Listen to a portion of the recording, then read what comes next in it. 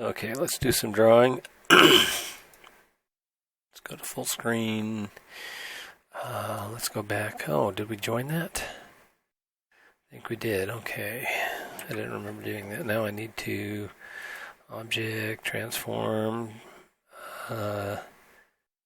origin to geometry. Yeah, origin to geometry. There we go.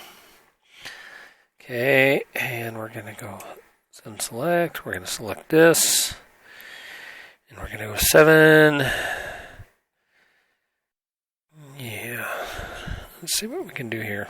Let's go back to 7. Let's go to edit. Here we go. Let's go to lines. Let's cut it at an angle. I want this top line right here. And one of the things, I don't know if you guys noticed this or not, but I got a... let's go back to object mode. I'll show you a little trick here. Unselect. This is a camera. And it doesn't bother me too much, but if you notice, sometimes we're going certain angles to draw on something. And the camera is basically there to, if you're going to render a picture, and when I'm modeling right now, I'm not really going to render a picture. So I can hit delete, and I can delete that camera. Now I can always put a camera back in here too. Now this here too, this is actually a lamp, or you can think of it as a sun. I think of it more as a lamp, because when you set up certain things, animations or scenes, like you can grab this to the Z, you can bring it down, you can actually just grab it G, and you can just move it around. But you can set them in front, and you can set up multiples. There's all kinds of stuff you can do with these in a sense, artificial lights, but you think of them as a light at a studio. So if you're setting this up like a movie scene, you're actually you can put lights in here, put more lights in here and stuff, but if I delete them, well, I'm just using this as a model. So it still gives you shading and lights and stuff like that. That's not a problem. But now, like if I scan around, and like I said, the other little trick we can use is if we hit the actual slash key on the number pad, it makes the pictures disappear. And it's kind of funny too, because if you notice, the rest of the ship disappeared too, because I don't have it joined. So if I want to come around on this thing like this, then like if I want to look at it from here and I got the pictures in the way or the bottom of the holes in the way and stuff like that, all I got to do is hit that slash, and it just basically disappears, which is kind of cool. Now once I join these all together as parent and child objects, that'll change. Okay, let's go to edit again. Okay, we're in line mode, and like I said, I want to catch this outer edge here, so I'm going to hit Alt and then click on it, and I got the whole edge selected. Okay, and I want to go to 7, and then I want to hit Z so I can see kind of what I'm doing here. Oh, and then I want to go back to the vert mode. I like the vert mode. Okay. Now it's kind of funny because, like I said, it from the top. If you look from the side, and actually from the side, we could actually, if we wanted to. I'm like more or less using the pictures as guidelines, and that side's kind of saying it's right, other than it seems like it's just a tad off. But from the top, if you look at the top, no, it looks like our circle just needs to go a hair bigger. So if we put this, we actually need to put that cursor back in the center here. So let's scale in here. If we scale in real close, and I'm holding the control and the shift, like control moves it left and right, shift moves it up or down. But when I zoom in with the mouse key and it gets bigger and then it throws it off to the side, and I move it here. So let's put this right there. So that's really close microscopically, give or take. So what I want to do now is hit the S. And okay, that was a little too much. And I might have to come out here so that I have more control over it. Let's try it again. Let's hit scale. There we go. Right about there. That looks a little bit better. And let's look at it from the side. Yeah, I think it actually, let's see, should have went down. Didn't seem to go down. And actually, I think it's a little high up. It's kind of have to judge it on that edge. So I think I'm going to grab it to the Z. We're going to bring it down just a smidgen.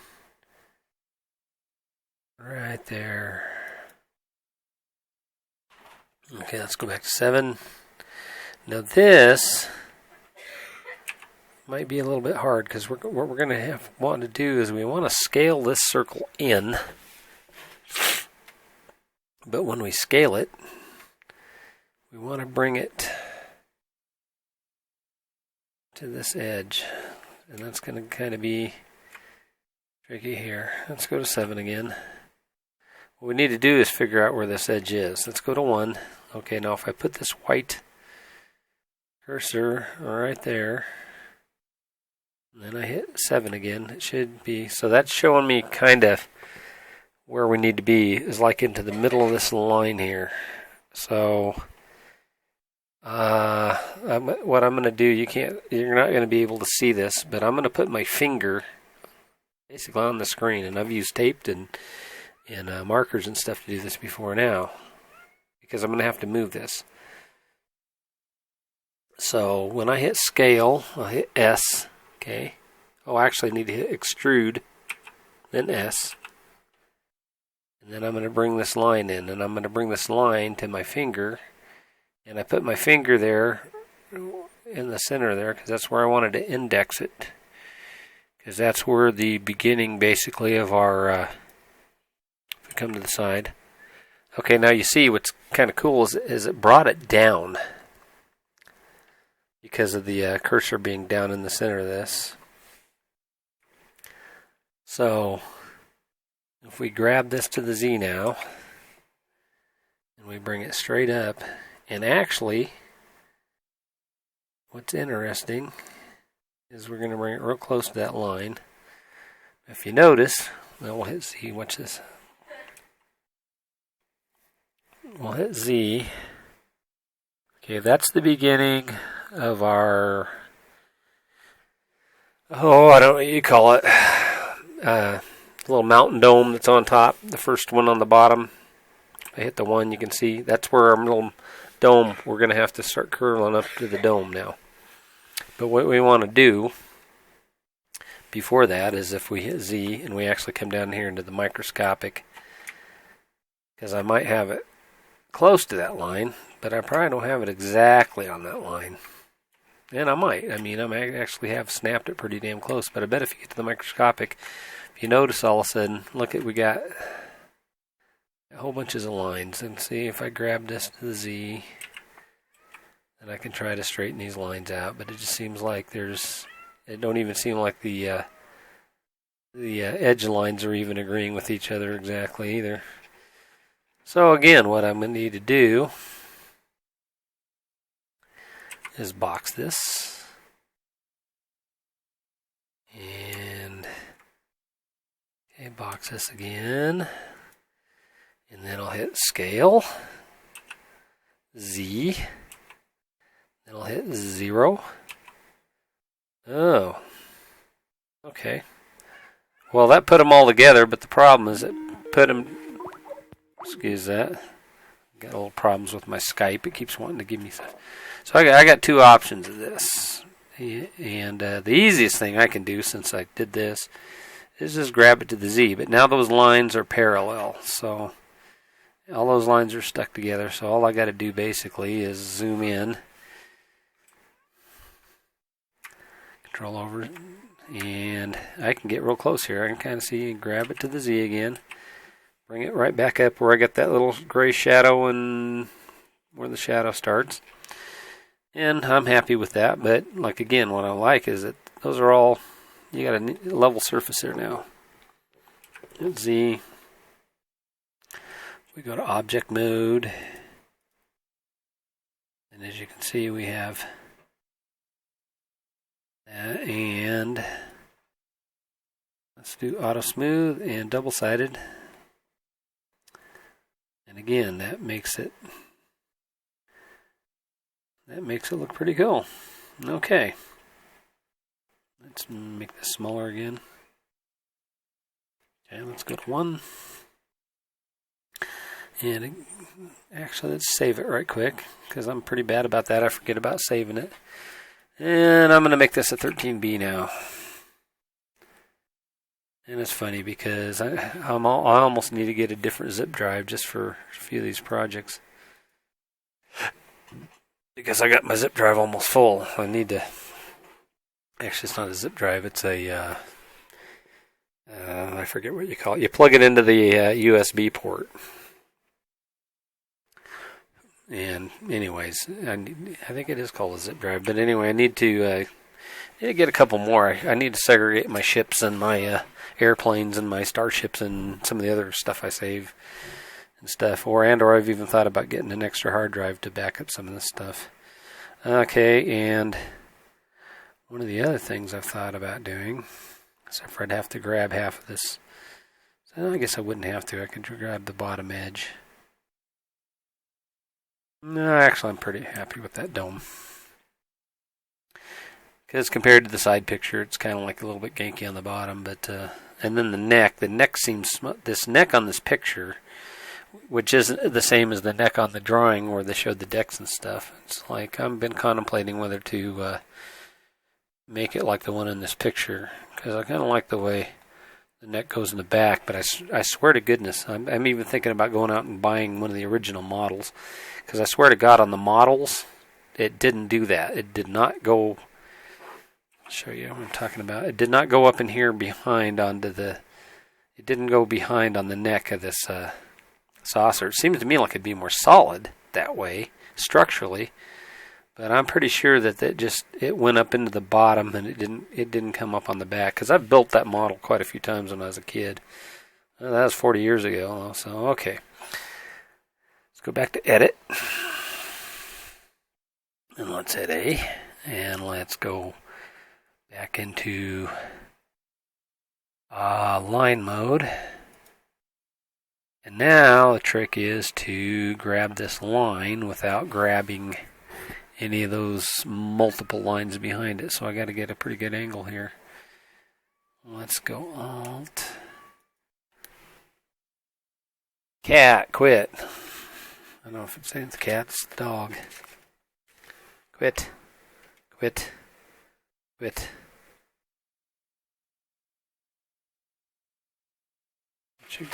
Okay. So now that I know that I got that where I want it, go back to verts. I wouldn't really have to go back to verts. I just like to work out of verts. Okay, so now what I would need to do is, let's hit Z. Probably one of the best things I could do now, go back to Z, is actually 7. And I wonder if I click this where we clicked it before. Is it staying at the bottom? No, good. I moved it to the top. Okay, so what I just did is I put that 3D cursor on the top center of this thing. Which is cool, because that means as I go up, it ain't going to scale down, it'll scale up, and that's the direction we're going anyway. So, if we hit the Z on this, if we go extrude scale, and then we go like this, you'll notice that we can do this. And one thing I've noticed already, that we actually are a little bit off to the side. So I don't know about the top, but on the side we didn't quite get our bottom in as far as we wanted to. So I think what I could do with this situation is I could go Z, go back to lines, and I could go control. Why does it let me select the lines? It should be letting me select the lines. Let's try this. Let's go Alt. around there, and then it says I'm gonna let you do both. Control. That's gonna do that business. Okay. Control Z. So let's just go with the bottom line. Let's go 1. Let's go Z. And let's scale. And let's bring it in a little bit, which is kind of funny because it's going to raise it.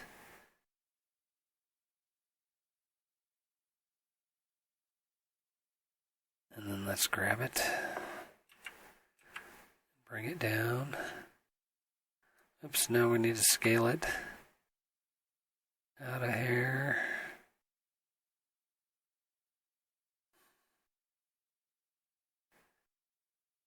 And again, let's go to dots.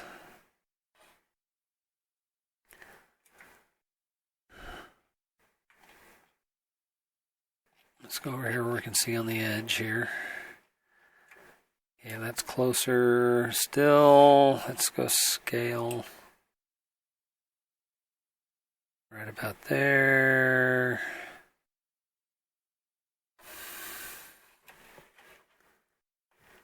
And let's come in here. Grab to the Z.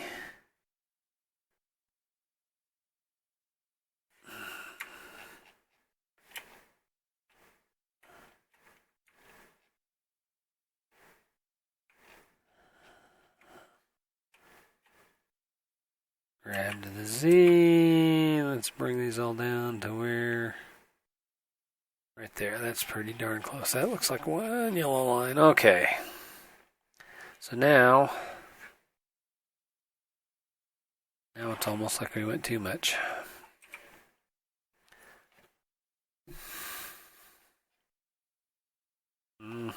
We did. So we need to scale it out some more, which is going to make it lower. Out there. And then we're going to have to zoom in and bring it back up. Okay, grab to the Z. And sometimes this fine tuning will do that to you.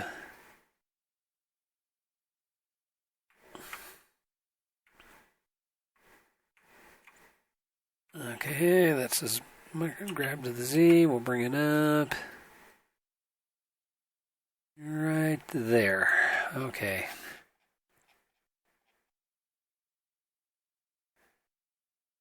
And I totally messed this up because now we're way the heck.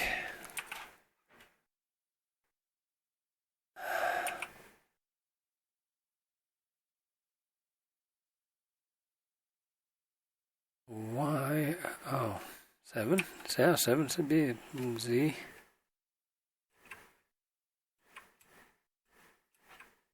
Let's go to one profile again. Well, that's closer. I thought it was bad, but it still seems like it's further out. Okay, let's see it out again. Let's try this some more. Let's scale. Right about there. Let's bring it up. Grab a Z. Okay. And then once I get that where I want it, where I need it, it's a microscopic Z. Grab Z. Bring it back down till I basically got one line right there. And I think that'll be fine. It looks like it's too far off, but I think it's the top line doing that. So let's hit A. And let's zoom in a little bit. This box. Control over. B box. Okay, control over. And let's grab the rest of it. B box. Okay, now let's zoom it back in here to the front side. And let's scale it. And let's go down. Okay, here's kind of the trick to this. Now let's grab it to the Z and let's bring it down. There we go. That's what I'm wanting right there.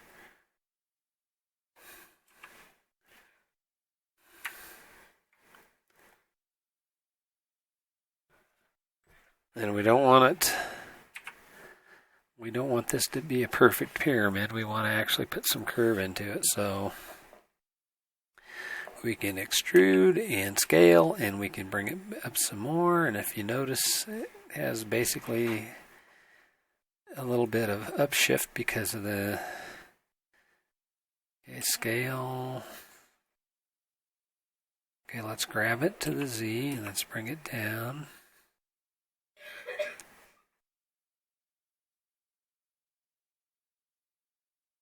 Okay, let's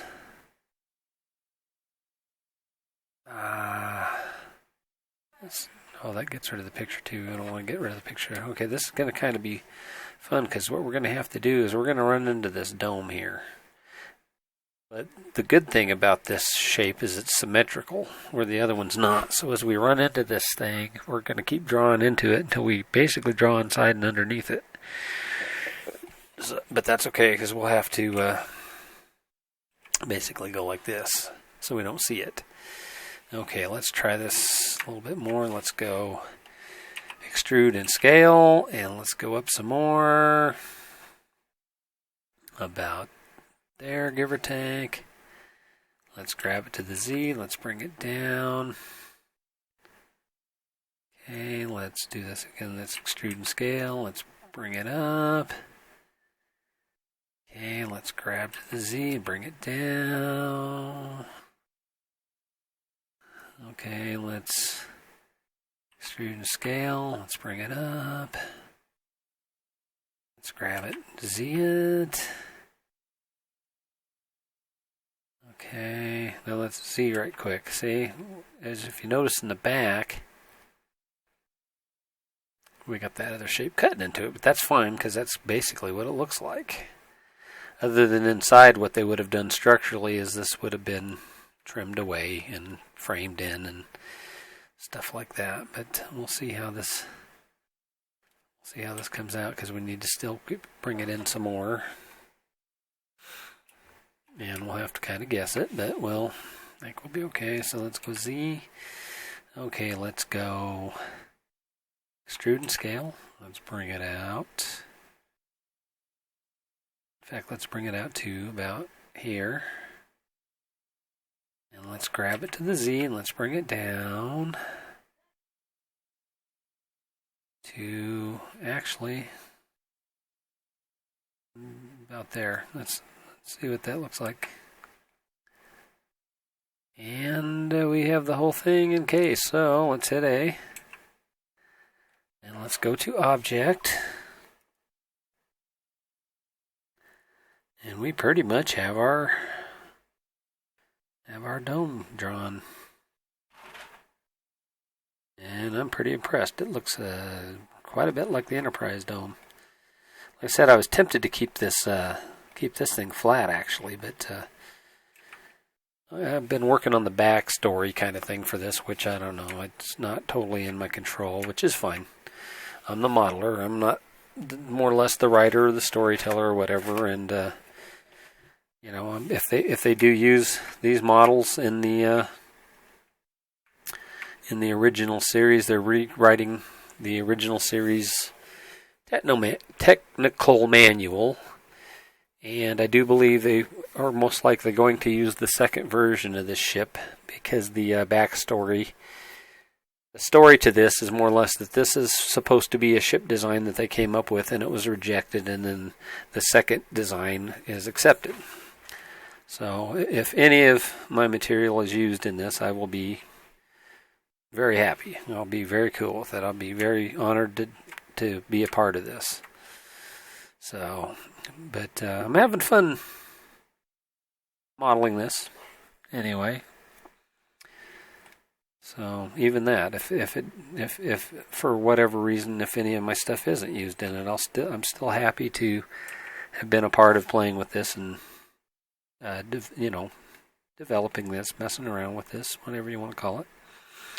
Okay, now what I want to do, well, I'm thinking about it. Actually, I think I saved it, but we're going to save it again. Let's save it. Good habit to get into. If you just save it a lot, and sometimes I say if you save it a lot and you save it different, then there's a few times it's really saved me on drawing. Let me show you right quick.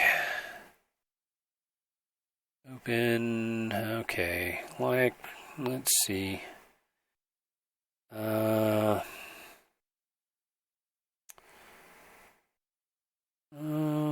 Let's see if it's this one here.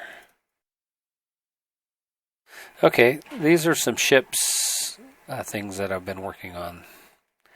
And this actually right here was a comparison. This is the hull of an M-class cruiser. This is actually one of the first ships I drew. And this over here is a hull of an O-class battle cruiser. It doesn't have the main guns on it.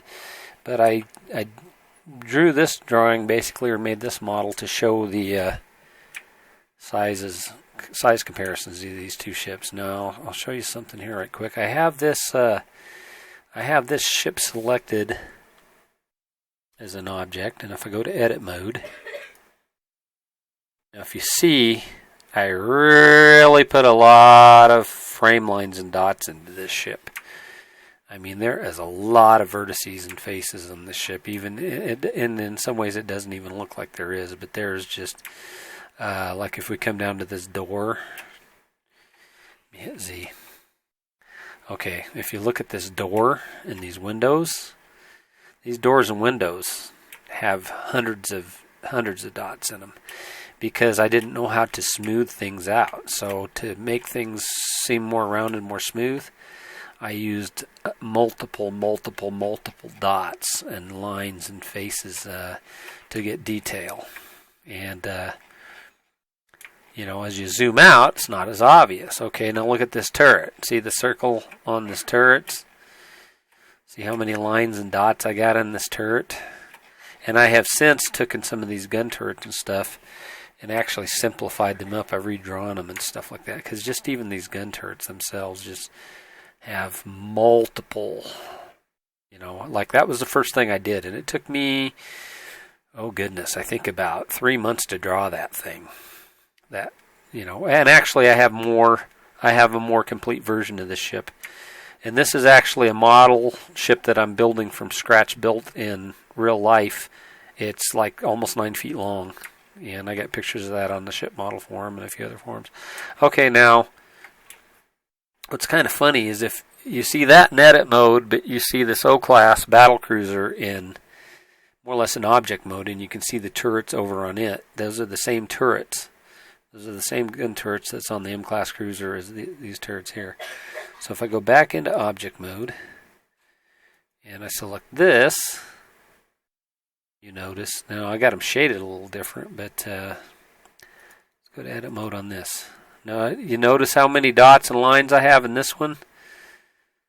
Now I have quite a bit on the back end to make the fantail, but it's nothing. Even if you look at this fantail compared to the fantail over on that M-class, you can see that you know, I don't have near the vertices, but yet it still has the hull shape.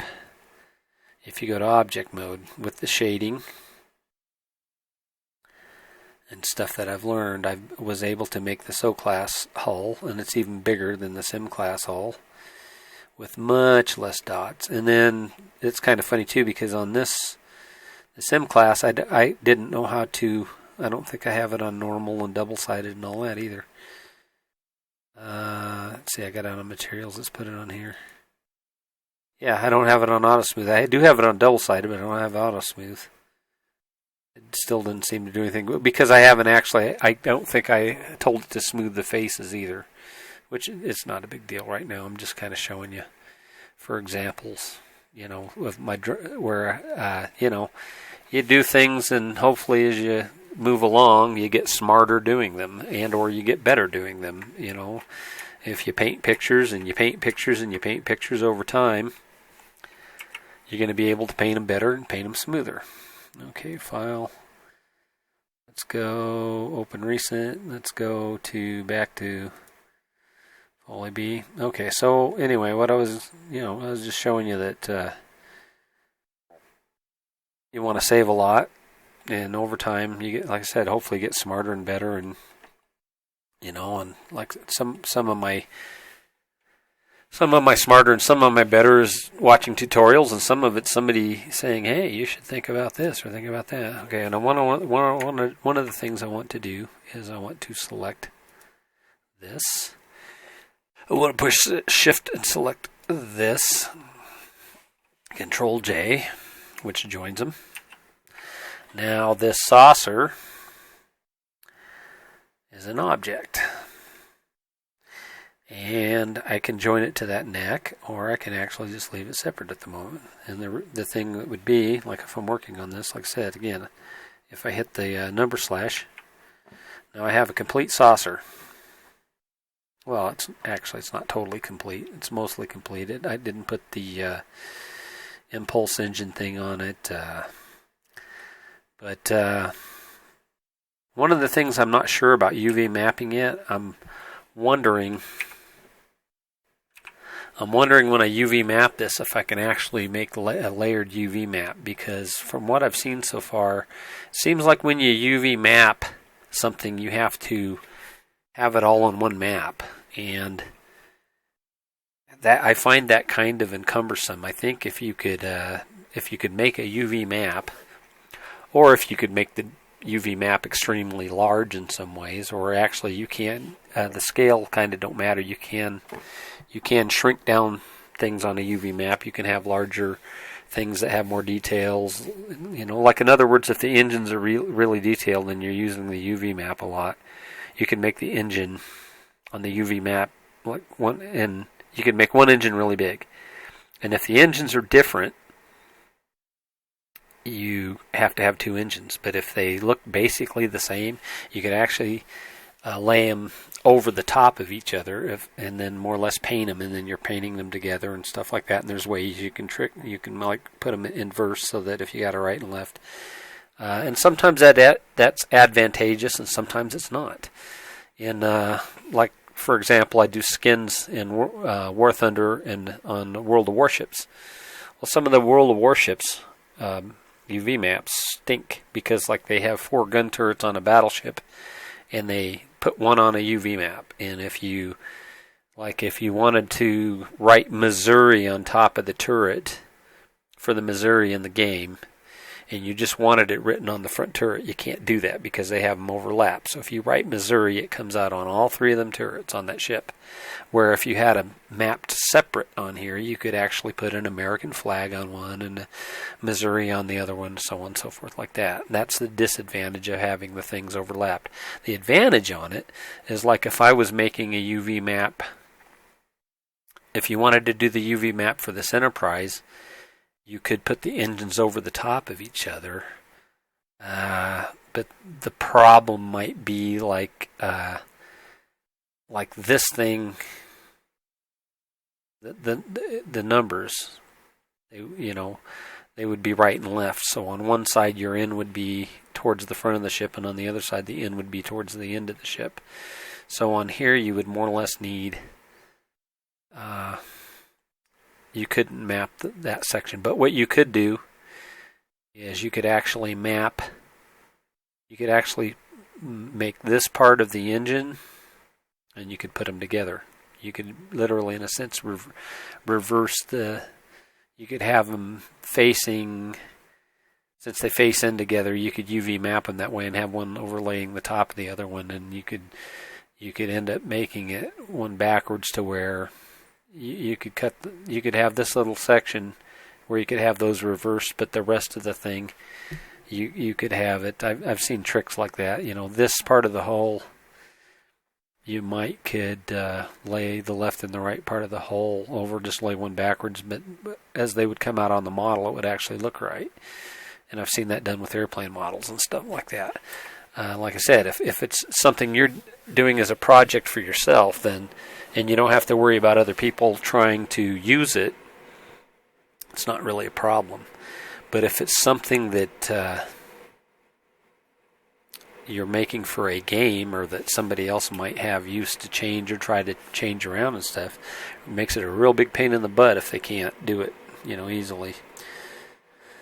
Okay, so let's see.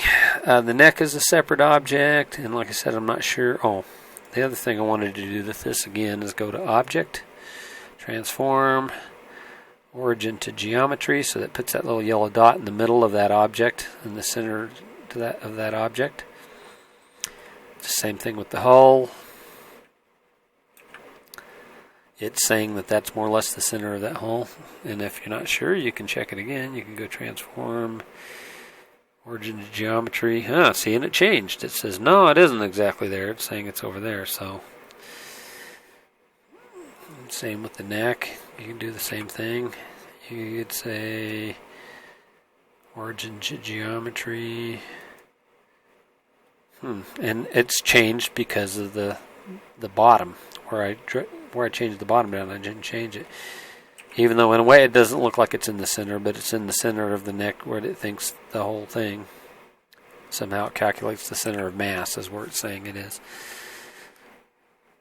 And we're sitting on about 35 minutes. I've been talking for 10. I know. I should have, I think this is a good stop point. On the next episode, I am either going to draw on the impulse engine section and or the little bar section on top, or I might just leave that be for now. And I need to get back to down here and figure out these hangar bay doors. I can push A in actually. So I might do that. I might just go into the hangar bay door thing. We'll get the hangar bay doors things finished up, and I need to figure out what I want to do with the deflector dish thing here. Because the Dreadnought, or the Dreadnoughts designed, has a big one and then two little ones. Excuse me. And I'm not really sure. I think on the other design, we'll take a look right quick. We can actually go window, toggle full screen. Let's go out of here. Let's take that down. Where's my folder? Here it is. Okay, and I think this is the final design here. I want to look at it in Windows. Okay. Okay, this is the final design. And I'm not sure, but I don't think this one has 3 deflector dishes. It just has 1. If you notice, it looks a little bit more like, it looks like kind of like almost like the rebuilt Enterprise. And this is what's supposed to be the final design here. Hope I'm not giving this away too soon. Looks a lot bulkier. It has quite a few phaser banks on it. And it's got 2 of these things like the refit Enterprise had one up in here. And anyways, I think that's because I've already, this is the one we're looking at now. This is the one I started working on. And it has 3 deflector dishes. It has 2 really small ones. But you can't see them from the side, so that means that they're totally inset in the hull, which I looked at some of the original ones, and the only real heartburn I had with this, and why I was wanting to use a little bit of interpretation, was this hull's a lot like the Constitution class hull, but yet it's bigger, and it has a much bigger, the bulge on the bottom is a lot bigger than the bulge on the top, so it would have had a lot more deck area inside of it, which would have been fine. It has somewhat the same impulse engine setup, other than it's upsloped. But the biggest thing I didn't like about this particular ship is I don't like the way the bottom pylons come out. They come out because of the engineering section being down underneath the big hangar deck area, which I get, but I didn't like the way they come out and was grabbing the engines. Sorry, I clicked on that. I didn't like the way they were coming. They were coming out and grabbing the engines from the side, from underneath like that. I think it would have been better for them to come out and actually hook up to the center of the side, or slope up, but still not grab the bottom. The other thing I didn't like was this big massive thing here. It just looked like they kind of reversed the neck, but it looks like they raised the reverse neck up it looks like they flipped the neck upside down, reversed it, and then they had this big column thing here, and then they, of course, they had photon torpedo launcher here on both ends. Oh, and actually, this isn't the wide body. Whoops, this isn't the wide body one. There's the wide body one. And then they had this one that was not the wide body one, which was going to be the finished product. But I didn't really like that big clumpy section on either one of them. So that's why we